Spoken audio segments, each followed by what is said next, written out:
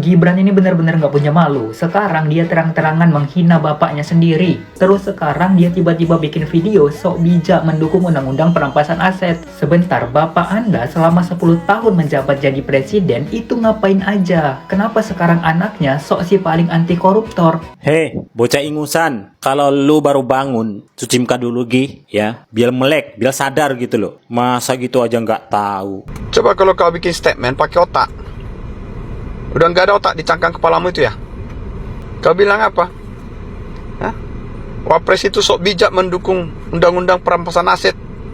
Terus kau bilang, padahal bapaknya selama 10 tahun ngapain aja? Kamu baru lahir.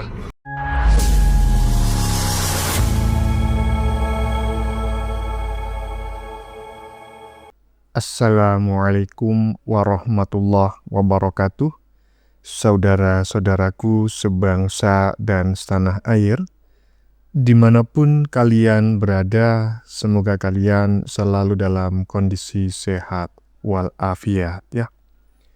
Berjumpa lagi dengan saya di Gaspol Update. Kami bukanlah buzzer pihak manapun, kami hanya menyaksikan keputusan, kami hanya menyajikan ya, keputusan ada di tangan Anda. Teman-teman, ini ada video yang menurut saya cukup menarik ya, yakni tentang Gibran yang tiba-tiba saja bikin kelojotan lawan-lawan politiknya. Wakil presiden yang selama ini dianggap hanya sebagai anak ingusan tersebut tiba-tiba saja ya cuitannya ya mendorong rancangan undang-undang perampasan aset koruptor agar segera disahkan ya, karena menurut Gibran koruptor itu harus segera dimiskinkan. Sepakat ya. Sebagai rakyat biasa, tentu saja saya dan teman-teman semua sangat setuju ya kalau para koruptor itu dimiskinkan ya, selain dipenjara juga dimiskinkan. Tetapi teman-teman, tentu saja itu membuat para koruptor ya kejang-kejang. Terbaru buzzer kebo, saya yakin buzzer kebo ini ya, langsung menyerang Gibran dengan menyebut bahwa Gibran tidak tahu malu, udah nggak ada kerjanya, begitu muncul langsung pernyataannya dianggap menyerang bapaknya sendiri, yaitu Jokowi. Melindur kok nggak bangun-bangun sih kalian itu, trun bu kebo ya. Mana ada Jokowi itu mendukung korupsi. Justru Jokowi itulah yang mendorong rancangan undang-undang perampasan aset koruptor. Melek kau itu ya, bangun, jangan ngelindur terus. Nah, bagaimanakah videonya dan bagaimanakah respon netizen? Mari kita tonton bersama. Kemudian mari kita komentari bersama di bagian akhir video. Ini dia. Gibran ini benar-benar nggak punya malu. Sekarang dia terang-terangan menghina bapaknya sendiri. Selama lebih dari 1 tahun ini, Gibran itu kerjanya cuma kunjungan ke sekolah, main bola, masak dengan Babon Santoso, nyamperin ibu-ibu, bagi-bagi susu. Terus sekarang dia tiba-tiba bikin video sok bijak mendukung undang-undang perampasan aset. Sebentar, bapak Anda selama 10 tahun menjabat jadi presiden itu ngapain aja? Kenapa sekarang anaknya sok si paling anti koruptor? Dan kita semua masih belum lupa, KPK dilemahkan itu terjadi di era bapak Anda. Sekarang pengen jadi pahlawan gitu. Udahlah, polanya ini udah kebaca. Di saat semakin banyak orang yang kehilangan kepercayaan kepada Bapak Presiden, tiba-tiba Gibran ini muncul sedang berperan sebagai sosok yang progresif, pro rakyat, anti koruptor. Padahal menurut isi hati aku, ini cuma gimmick. Oke, kita dukung aset koruptor disita. Kalau gitu dimulai dari Sumatera Utara ya. Pengadilan Tinggi Negeri Kota Medan udah berkali-kali meminta KPK agar memanggil Gubernur Sumatera Utara Bobi Nasution terkait korupsi proyek pengadaan jalan yang total kerugiannya itu ratusan miliar. Tapi sampai sekarang lihat, jangan kan diperiksa, dipanggil aja enggak. Jadi Mas Gibran ini emang peduli anti korupsi atau cuma mau mengamankan elektabilitas? Ini usianya berapa ya? Udah ngomongnya macam kayak gitu ya kan. Kalau dilihat dari wajahnya ya kayak anak SMP kan. Tapi mungkin aja ini sudah kuliah gitu loh. Cuma wajahnya aja kekanak-kanakan. Dan itu sejalan dengan pikirannya ya kan, kekanak-kanakan juga. nggak memiliki data, udah langsung bacot. Nah, saya perlu bertanya ya, kira-kira 10 tahun yang lalu ketika Jokowi itu mulai menjadi presiden, tahun 2014 ya, kira-kira ini orang usianya masih berapa gitu? Jangan-jangan masih di bawah 5 tahun, jangan-jangan loh ya. Karena koplaknya kelihatan banget gitu loh. Kok bisa-bisanya Gibran dianggap mempermalukan, bikin malu bapaknya sendiri. Sejak kapan Jokowi mendukung koruptor? Hei koplak, aduh, lanjut. Bikin video sok bijak mendukung undang-undang perampasan aset. Sebentar, bapak Anda selama Hei, bocah ingusan. Kalau lu baru bangun, cuci muka dulu Gi. Ya, biar melek, biar sadar gitu loh. Masa gitu aja nggak tahu. Pak Jokowi berkali-kali mendorong, menyurati DPR agar segera disahkannya undang-undang perampasan aset.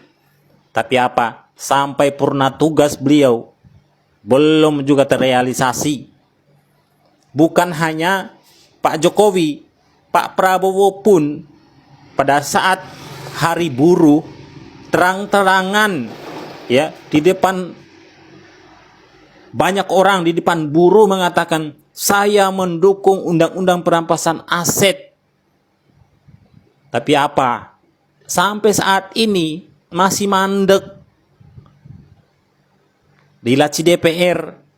Nah, sekarang diingatkan lagi oleh Mas Wapres ya, supaya segera disahkan. Tapi sampai saat ini belum ada tanggapan dari DPR. Anak baru kemarin sore sok tahu lo. Nah, ya. Saya sependapat dengan apa yang disampaikan oleh Bang Adi barusan ya. Cuci muka dulu Gi. Iyalah. Baru bangun ya kan, masih ngelindur, masih nggak jelas ya, belum gosok gigi. Cuci muka apalagi gosok gigi, apalagi mandi, udah bacot gitu loh. Yang dibacotin wakil presiden. Ngacak dulu. Jokowi lah yang mendorong ya rancangan undang-undang perampasan aset koruptor. Jadi itu merupakan rancangan undang-undang RUU inisiatif presiden, bukan inisiatif DPR. Artinya apa? Jokowi itu mendukung ya pemberantasan korupsi dan pemiskinan koruptor gitu loh. Lanjut. tiba-tiba bikin video sok bijak mendukung undang-undang perampasan aset. Sebentar, bapak Anda Bocah tengil, bangsat, pukimak. Coba kalau kau bikin statement pakai otak. Udah nggak ada otak di cangkang kepalamu itu ya? Karena kau anak asuh, bapakmu asuh, ibumu asuh. Kau bilang apa? Wapres itu sok bijak mendukung undang-undang perampasan aset. Terus kau bilang, padahal bapaknya selama 10 tahun ngapain aja? Kamu baru lahir. Anak asuh, pukimak. Kamu baru lahir ya? Kamu nggak tahu ya bahwa sejak periode pertama Pak Jokowi ya, masih di 2018 sudah mengirimkan draft undang-undang ya perampasan aset itu ke DPR ya, dan kemudian di periode kedua tetap dikejar itu, dipertanyakan. Coba cari statement ya, pernyataan Mahfud MD tentang itu ya, bangsat. Terus kau bilang Gibran apa? Cuma belusukan, cuma bagi-bagi susu, main bola. Bangsat kau. Lu buta ya? Gak ngeliat tempo hari waktu dia pidato di G20 Summit yang ada di Afrika itu? Coba ngaca dulu kau, anak asuh pukimak ya. Ngaca kau. Kau cuma pukimak, cuma bangsat ya. Cuma anak asuh. Bangsat kau ini. Sebelumnya saya disclaimer dulu teman-teman ya. Jadi saya memohon maaf yang sebesar-besarnya atas kata-kata mutiara yang baru saja kita dengar bareng-bareng ya. Waduh, kata-kata mutiaranya ngeri kali ya. Itu adalah kata-kata yang tidak sesuai dengan etika, nilai-nilai yang berkembang di masyarakat dan juga norma ya. Jadi saya memohon maaf yang sebesar-besarnya. Jangan diikuti, tolong di-skip, tetapi isi komentarnya saya sependapat gitu ya. Jadi saya disclaimer kata-kata yang tidak pantasnya untuk tidak diikuti. Kami hadirkan untuk tidak diikuti, tetapi saya sependapat dengan isi komentarnya. Cuci muka dulu kau itu anak kecil, Jangan panggil aku anak kecil, Paman. Lanjut. Karena itu, ketika ada inisiatif DPR untuk mengajukan RUU KPK, maka tugas pemerintah adalah meresponnya, menyiapkan DIM, daftar isian masalah, dan menugaskan menteri untuk mewakili Presiden dalam pembahasan dengan DPR. Kita tahu Undang-Undang KPK telah berusia 17 tahun. Perlu adanya penyempurnaan secara terbatas sehingga pemberantasan korupsi bisa makin efektif. Sekali lagi, kita jaga agar KPK tetap lebih kuat dibandingkan lembaga lain dalam pemberantasan korupsi. Saya telah memberikan arahan kepada Menteri Hukum dan HAM dan Menpan RB agar menyampaikan sikap dan pandangan pemerintah terkait substansi di revisi Undang-Undang KPK yang diinisiatifi oleh DPR. Intinya, KPK harus tetap memegang peran sentral dalam pemberantasan korupsi.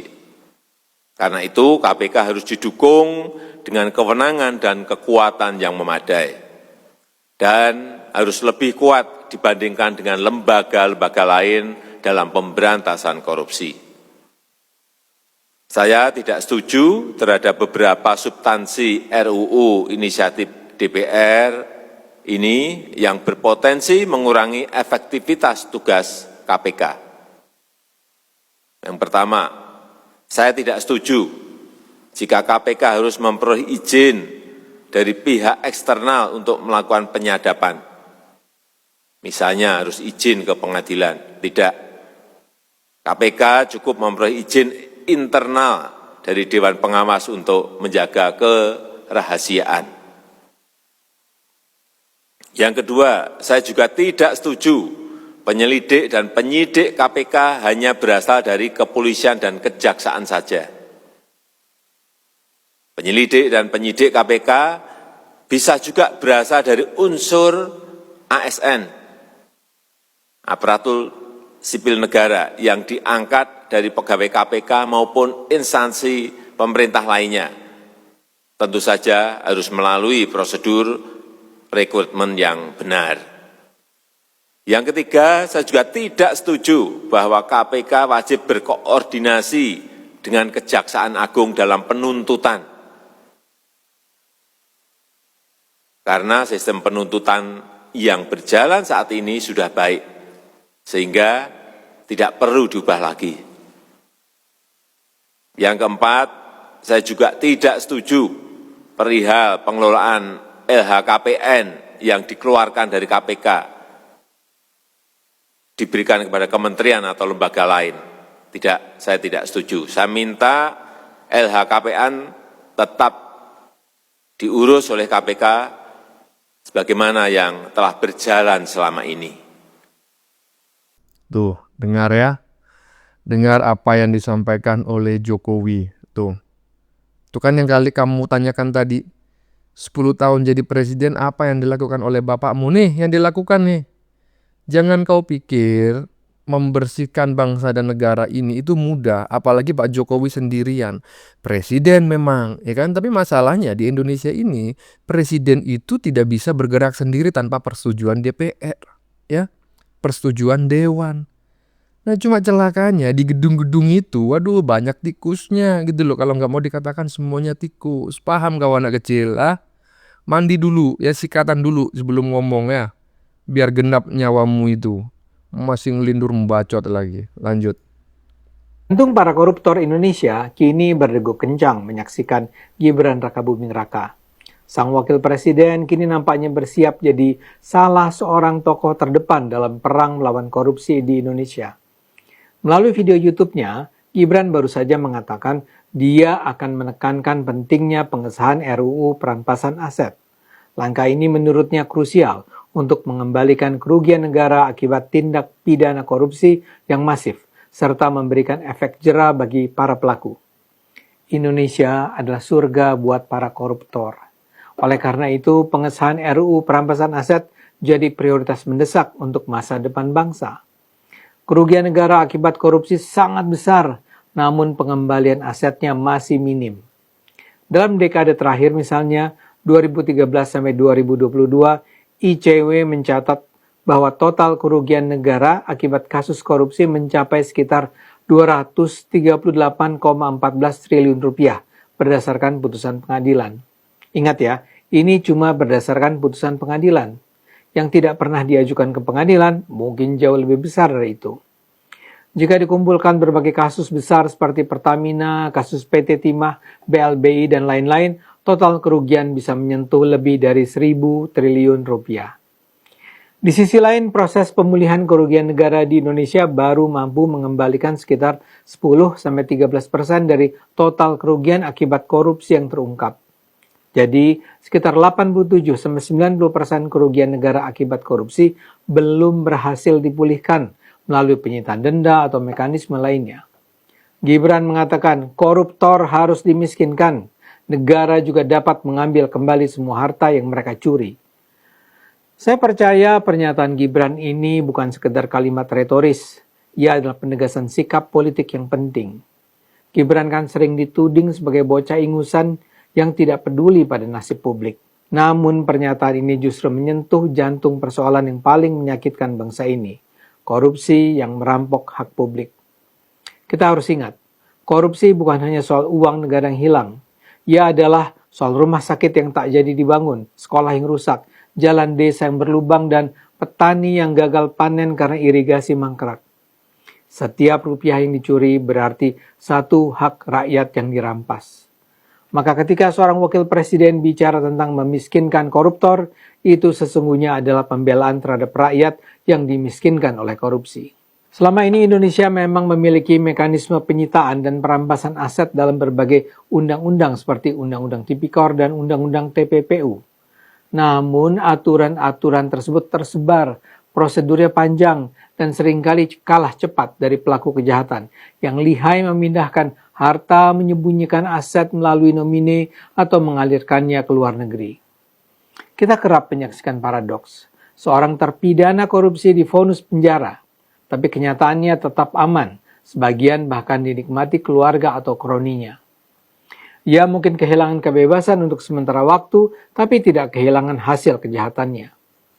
Karena itu kehadiran sebuah undang-undang perampasan aset sangat penting hadir untuk memutus paradoks ini. Sebagaimana termuat dalam naskah RU-nya, undang-undang ini memungkinkan negara mengejar, membuktikan, menyita, merampas, dan mengembalikan aset hasil kejahatan secara lebih cepat dan efektif. Dalam kondisi tertentu, perampasan dapat dilakukan tanpa harus menunggu putusan pidana berkekuatan hukum tetap agar aset tidak keburu hilang. Undang-undang ini juga mendorong mekanisme pembuktian terbalik terbatas terhadap harta yang tidak wajar. Undang-undang ini bahkan memperkuat kerjasama internasional untuk mengejar aset yang diparkir di luar negeri.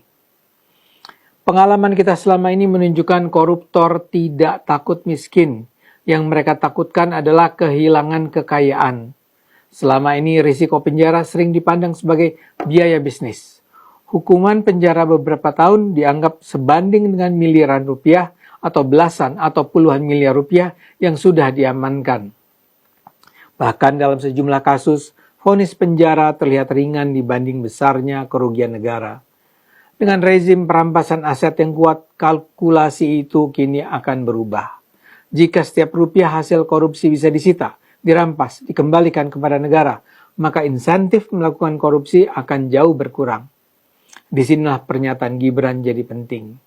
Ia tidak hanya bicara soal menghukum, tapi soal mengambil kembali hak rakyat. Itu adalah perspektif yang berorientasi pada pemulihan, bukan sekedar pembalasan. RUU perampasan aset ini sendiri bukan barang baru. Naskah akademiknya sudah disusun lebih dari 1 dekade yang lalu.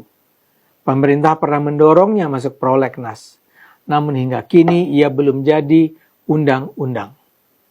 Ada sejumlah alasan yang lazim dikemukakan tentang keterlambatan ini. Pertama, sinkronisasi dengan KUHP dan aturan pidana lain. Kedua, kekhawatiran pelanggaran hak milik dan penyalahgunaan kewenangan. Dan ketiga, perlunya pengaturan detail agar tidak menabrak prinsip due process alias melalui prosedur hukum yang adil, transparan, dan tidak sewenang-wenang. Argumen-argumen itu secara hukum memang layak dibahas. Negara hukum harus menjamin prosedur yang adil. Tidak boleh ada perampasan sewenang-wenang. Namun rasanya yang menghambat bukanlah sekedar alasan-alasan teknis itu. Yang terutama menghambat adalah politik.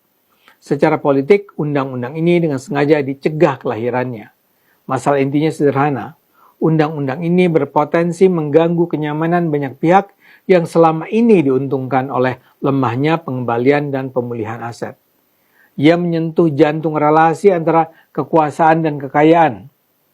Setiap aturan yang membuat hasil kejahatan lebih mudah dirampas tentu akan memicu resistensi.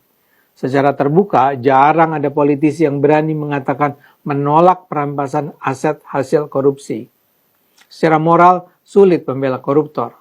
Karena itu penolakan sering dibungkus dalam bahasa kehati-hatian prosedural, misalnya yang tadi itu, menunggu revisi KUHP atau meminta kajian lebih mendalam. Kehati-hatian tentu penting, tetapi kehati-hatian yang terlalu lama bisa berubah jadi kelambanan yang mencurigakan. Pertanyaannya sederhana, jika semua sepakat korupsi adalah kejahatan luar biasa, mengapa instrumen luar biasa untuk memulihkannya begitu lama tertunda? Karena itu sikap Presiden Prabowo dan Gibran menempati posisi penting. Prabowo juga sudah menyatakan mendukung upaya perampasan aset hasil korupsi. Dia pernah bilang tidak adil jika pelaku sudah mencuri tapi tetap menikmati hasilnya. Pada 1 Mei 2025, Prabowo bilang, enak aja, udah nyolong gak mau kembalikan aset, gue tarik aja deh itu. Kini pernyataan Gibran bahwa koruptor harus dimiskinkan menunjukkan bahwa agenda ini bukan isu sampingan. Ia adalah bagian dari komitmen terhadap pemberantasan korupsi. Karena itu dukungan terbuka dari Presiden dan Wakil Presiden merupakan modal penting. Tanpa dukungan yang kuat, RUU ini berisiko kembali mengendap di meja legislasi. Bagaimanapun, setiap kewenangan besar selalu mengandung potensi abuse of power. Karena itu, RUU perampasan aset harus dirancang dengan pagar-pagar ketat, harus ada pengawasan peradilan yang kuat, harus ada transparansi pengelolaan aset sitaan, namun risiko penyalahgunaan tidak boleh dijadikan alasan untuk tidak bertindak. Solusinya adalah memperbaiki desain hukum, bukan membiarkan kekosongan instrumen. Saya optimistis RUU ini bisa diwujudkan, tapi optimisme itu bersyarat. Pertama, harus ada konsistensi dukungan politik dari Presiden dan Wakil Presiden. Kedua, masyarakat sipil dan media perlu terus mengawal pembahasannya. Dan ketiga, ini yang paling berat.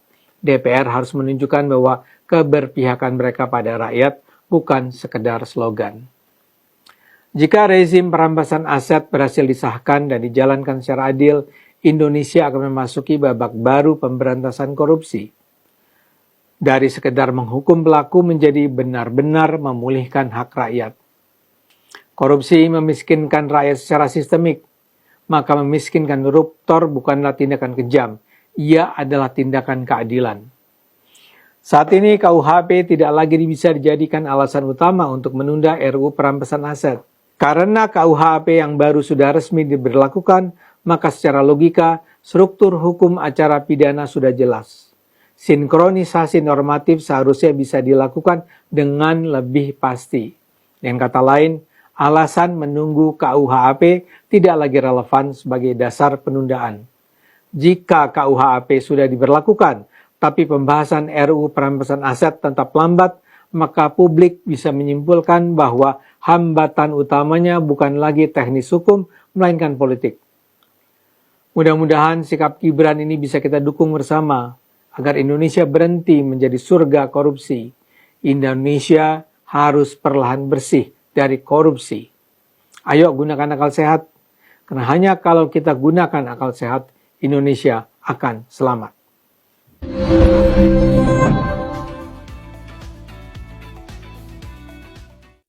Ya, begitulah yang disampaikan oleh Bung Ade Armando secara luas gitu ya. Karena panjang kali lebar itu sama dengan luas. 10 menit lebih, hampir 11 menit ya. Tetapi ya nggak masalah lah mendengarkan sambil manggut-manggut. Ya anggap aja barusan kita sedang mengikuti kuliah umum pelajaran S3 ilmu politik begitu ya. Dan dari pernyataan yang disampaikan oleh Bung Ade Armando kita bisa mengetahui lah, Gibran ini memang masih sangat muda, masih sangat belia, tapi bukan kaleng-kaleng. Sekali bikin cuitan ya, itu para koruptor udah kencing di celana semuanya. Gimana menurut teman-teman? Keputusan ada di tangan Anda. Silakan tulis pendapat Anda di kolom komentar, baik Anda yang setuju maupun yang tidak setuju dengan isi konten ini. Sebelumnya saya memohon maaf ya, jika dalam penyajian konten ini ada kata-kata yang menyinggung, kurang tepat penggunaannya, atau ada data yang dianggap keliru atau salah, saya memohon maaf yang sebesar-besarnya. Kita jumpa lagi di lain video. Salam NKRI.